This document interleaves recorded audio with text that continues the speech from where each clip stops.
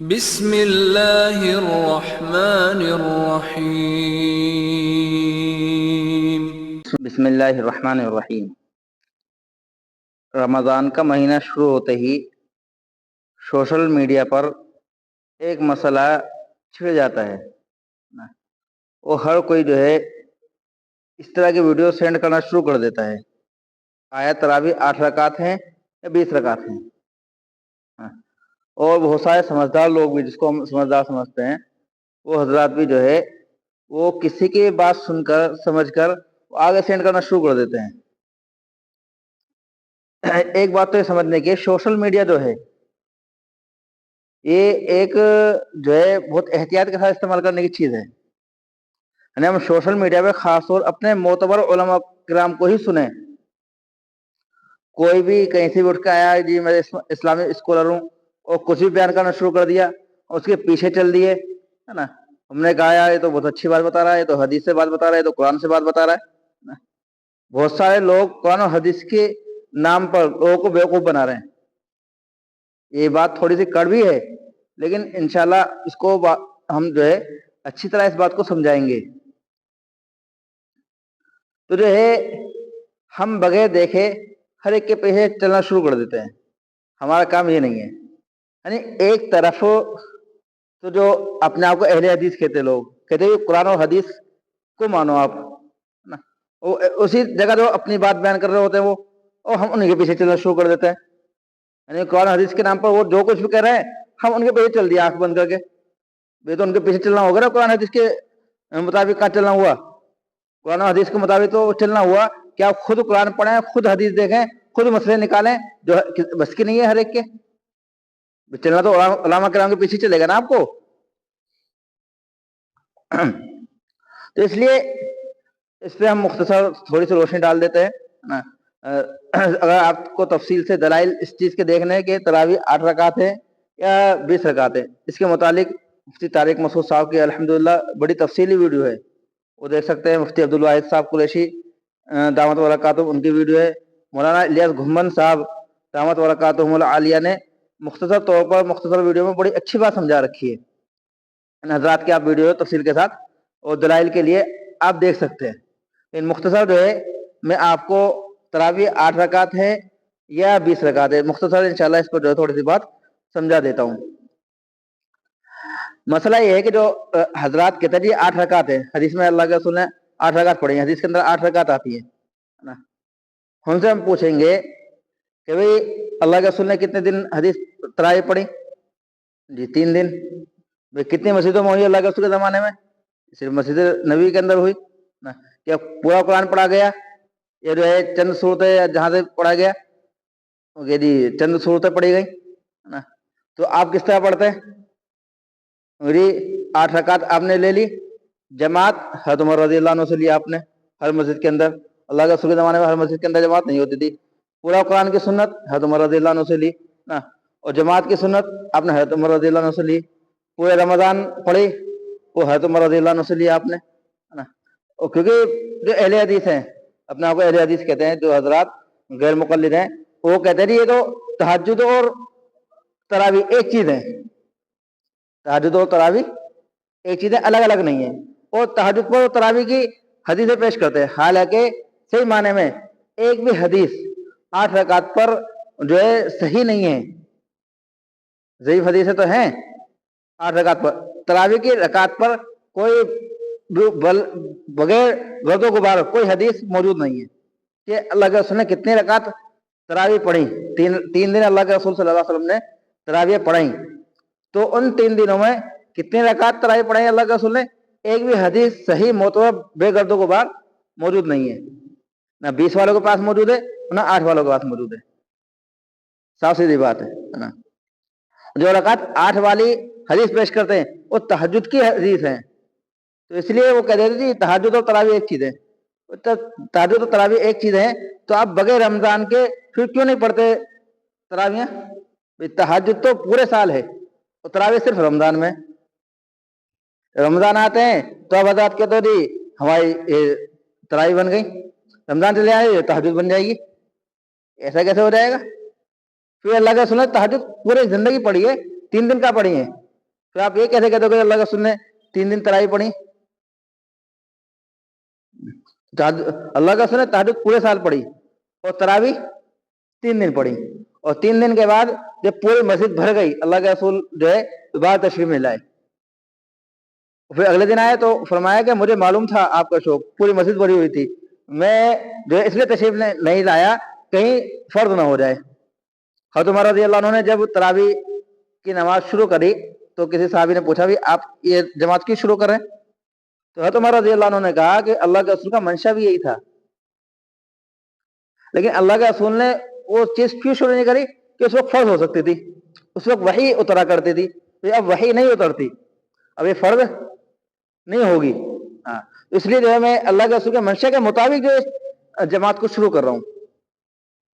اگر کوئی شخص یوں کہتا ہے کہ اللہ کے رسول نے تو 8 ہی رکعت پڑھی تھی، نعوذ باللہ ثم نعوذ باللہ، کہ عمر رضی اللہ عنہ نے جو ہے 20 رکعت شروع کری ہیں، وہ حضرت عمر رضی اللہ عنہ پر تہمت باندھتا ہے، وہ اپنے ایمان کی خیر بنائے. اللہ کے رسول صلی اللہ علیہ وسلم تو فرما رہے ہیں علیکم بسنتی و سنت خلفاء راشدین، کہ تم میری سنت کو مضبوطی سے پکڑو اور خلفاء راشدین کی سنت کو مضبوطی سے پکڑو. اگر متعین بھی نہیں ہے کہ اللہ کا رسول نے کتنے رکعت تراویح پڑھی، تو خلفاء راشدین میں حضرت عمر رضی اللہ عنہ جو ہے 20 رکعت شروع کر رہے ہیں. اب یہ بات تو مانتے ہی ہیں حضرت عمر رضی اللہ عنہ نے شروع کری، تو نعوذ باللہ آپ جو ہے حضرت عمر رضی اللہ عنہ پر یہ تہمت لگا رہے ہیں کہ حضرت عمر کو نہیں معلوم تھا، ہمیں معلوم ہے. جو عمر پوری زندگی اللہ کے رسول کے ساتھ رہا ہے، اور جنہوں نے جو ہے ایک ایک سنت پر عمل کیا، کہ قرآن کی 17 آیتیں وہ ہیں جو ہے عمر رضی اللہ عنہ کی رائے کے مطابق اتری، اس عمر کو نہیں معلوم دین کے بارے میں، آپ کو معلوم ہے. وہ ہے کہ آپ حضرت عمر رضی اللہ عنہ پر تہمت لگا رہے ہیں کہ حضرت عمر رضی اللہ عنہ اللہ کے رسول کی سنت کو چھوڑ دیا، آپ نے پکڑا ہے. اب تو یہ کہنا چاہ رہے ہیں عمر کو معلوم نہیں تھا، آپ کو معلوم ہے. بھئی جو عمر جو ہے سنت پر بہت پابندی سے عمل کرنے والے ہیں، شریعت میں تھوڑی سی بھی کمی برداشت نہیں کرتے تھے، وہ عمر کس طرح بدل دیں گے تراویح کی رکعتوں کو؟ اب خود اندازہ لگائیے. آپ کا یہ جملہ کہنا کہ جی اللہ کے رسول کے زمانے میں تو 8 تھی، حضرت عمر نے 20 کری ہیں، اور یہ جملہ آپ کا جو ہے حضرت عمر رضی اللہ عنہ پر تہمت ہے اور تمام صحابہ کرام پر بھی تہمت ہے جو اس وقت حضرت عمر رضی اللہ عنہ کے زمانے میں موجود تھے. کیونکہ صحابہ کرام کسی بھی غلط بات کو دیکھ کر خاموش نہیں رہتے تھے. حضرت عمر رضی اللہ عنہ نے 20 رکعت شروع کری، ایک بھی صحابی نے یہ نہیں کہا آپ پوری کتابیں جو ہے حدیث کی کھنگال لیں دیکھ لیں، یا ایک بھی کتاب یا ایک بھی حدیث یا ایک بھی جو ہے کتاب میں سے کوئی جملہ یہ لا دیں کہ ایک بھی صحابی نے یوں کہا ہو حضرت عمر سے کہ عمر آپ 20 رکعت کیوں شروع کر رہے ہیں، اللہ کے رسول نے 8 رکعت پڑھائی تھی. ایک جملہ ہمیں لا کر دکھا دیں. آپ تمام صحابہ کرام پر تہمت لگاتے ہیں کہ جو ہے صحابہ کرام حضرت عمر کے ڈر سے جو چپ بیٹھ گئے، ایسا ہو ہی نہیں سکتا خدا کی قسم. حضرت عمر رضی اللہ عنہ تو اس شخص سے خوش ہوا کرتے تھے جو ان کو منہ پر ٹوکتا تھا، اور صحابہ کرام اس طرح کیا بھی کرتے تھے. ایک واقعہ جو ہے پیش آیا، غنیمت میں جو ہے یمنی چادر آئی، حضرت عمر رضی اللہ عنہ نے سب کو ایک ایک چادر جو ہے تقسیم کر دی.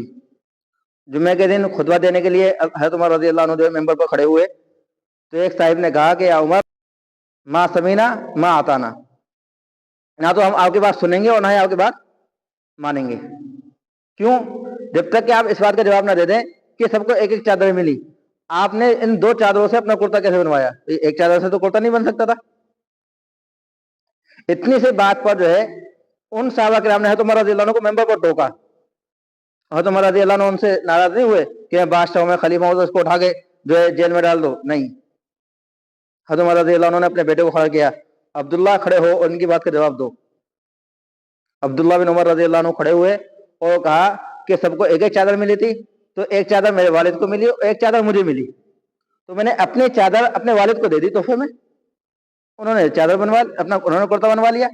ایک چادر میں نہ میرا کرتا بنتا نہ والد کا کرتا بنتا، تو اس لیے جو ہے میں نے جواب. تو حضرت عمر رضی اللہ عنہ نے ان کا جواب سامنے دیا. صحابہ کرام جو ہے اس طرح ٹوکا کرتے تھے حضرت عمر رضی اللہ عنہ کو بھی. آپ کہتے ہیں کہ جی حضرت عمر رضی اللہ عنہ نے 8 کو 20 کر دیا اور ایک بھی صحابی کی ہمت نہیں ہوئی ٹوکنے کی. تو آپ حضرت عمر رضی اللہ عنہ پر بھی تہمت لگاتے ہیں اور تمام صحابہ کرام پر بھی تہمت لگاتے ہیں. اور صحابہ کرام کے ایمان پر تہمت لگانا یہ جو ہے اپنے ایمان کی خیریت بنانا ہے. اس لیے حضرت عمر رضی اللہ عنہ نے وہ کام کر ہی نہیں سکتے تھے جو کام اللہ کے رسول نے نہ کیا ہو. حضرت عمر رضی اللہ عنہ نے وہی کام کیے سارے جو اللہ کے رسول کے منشا کے مطابق تھے یا جو اللہ کے رسول کو کرنا چاہتے تھے, لیکن اس وقت فی الحال جو ہے ضرورت کے کسی وجہ سے وہ نہیں کرے, وہ کام حضرت عمر رضی اللہ عنہ نے پورے کیے. خلفاء راشدین نے, حضرت ابو بکر نے, حضرت عمر نے, حضرت عثمان اور حضرت علی رضی اللہ عنہم, ان چاروں حضرات نے خاص و اللہ کے رسول کے بچے ہوئے کاموں کو مکمل کیا ہے. یہ چاروں جو ہے خلفاء راشدین ہیں, یہ چاروں جو ہے خلیفہ رسول ہیں. اس لیے اللہ کے رسول نے ان کی جو ہے سنت پر عمل کرنے کی تاکید کی. علیکم بسنتی و سنتی خلفاء راشدین المہدیین. اللہ کے رسول نے صاف صاف جو ہے بتلا دیا تو میری سنت پر عمل کرو اور خلفاء راشدین کی سنت پر عمل کرو. باقاعدہ الفاظ اللہ کے رسول نے جو ہے ذکر کیا حدیث کے اندر, علیکم بسنتی و سنتی خلفاء راشدین المہدیین عضو علیہا بالنواجذ. اور جو ہے داڑوں سے پکڑ لو, مضبوطی سے پکڑ لو. داڑوں سے جو چیز پکڑ لی جاتی ہے مضبوطی سے پکڑی جاتی ہے, تو آدمی اس کو جلدی سے چھڑا نہیں سکتا. تو اسی طرح اللہ کے رسول نے جو ہے ارشاد فرمایا مضبوطی سے ان کی سنتوں کو پکڑو. اللہ کے رسول تو اتنی طاقت کر رہے ہیں, آپ کہہ رہے ہیں جی یہ 20 رکعت کہاں سے آ گئی.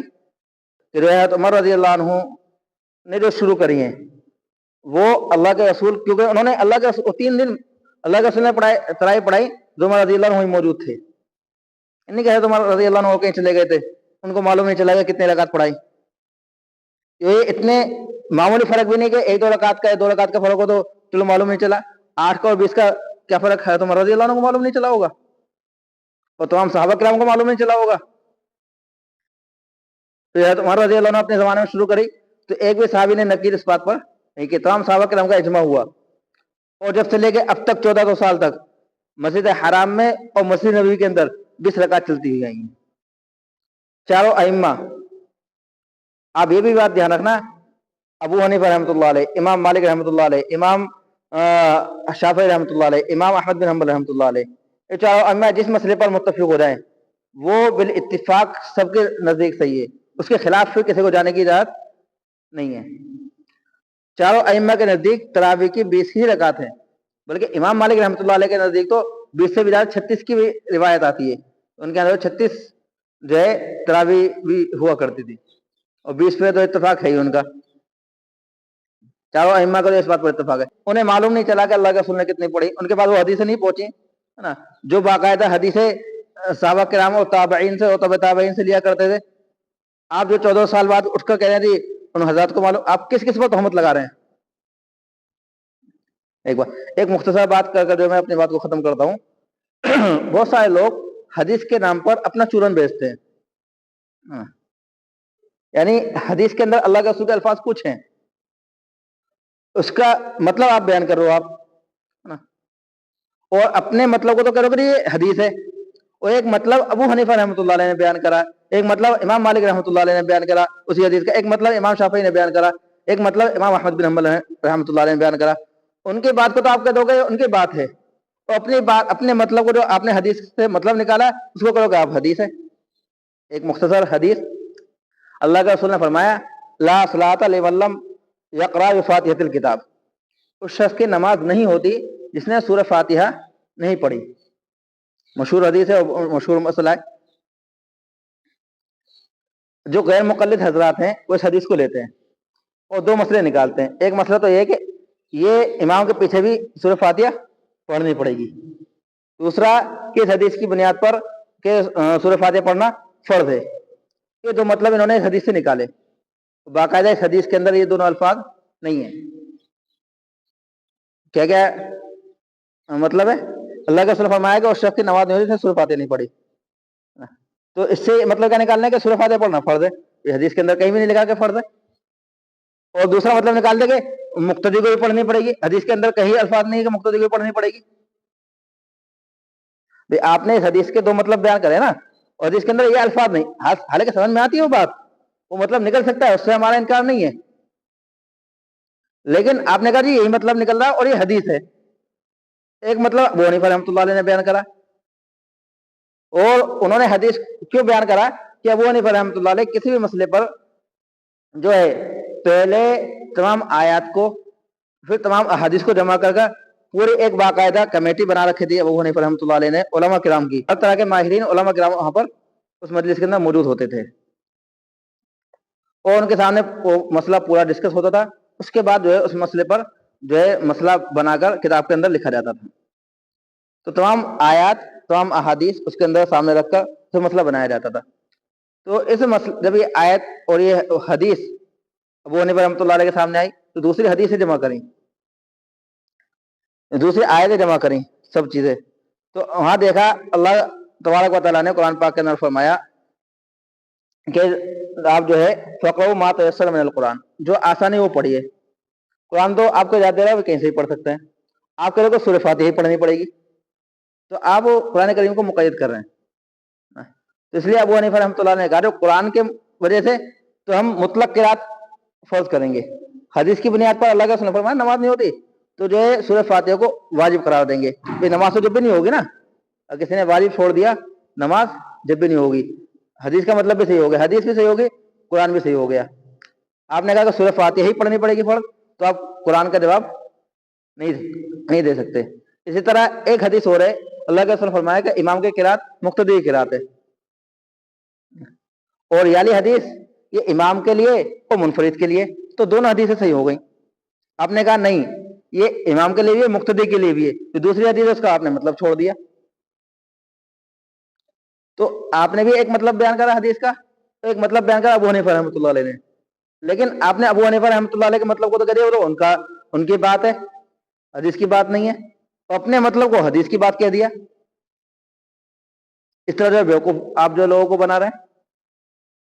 اس لیے ہمیں چاہیے کہ ہم اپنے معتبر علماء کرام کو ہی سنا کریں, موبائلوں پر سوشل میڈیا پر.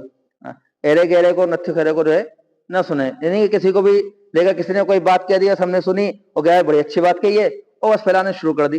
نہیں, بہت زیادہ احتیاط کرنے کی ضرورت ہے. بہت خطرناک چیز ہے کہ ہم نے پھیلانی شروع کر دی, ہمیں معلوم ہی نہیں چلا ہم غلط بات پھیلا رہے ہیں. جتنے لوگ اس بات پر عمل کرتے چلائیں گے اس کے ہم جو ہے ذمہ دار ہوں گے. اللہ تبارک و تعالی ہم سب کو عمل کی توفیق عطا فرمائے اور صحیح سمجھ اور صحیح علم کی توفیق عطا فرمائے, اور جو ہے صراط مستقیم پر ہم سب کو گامزن فرمائے.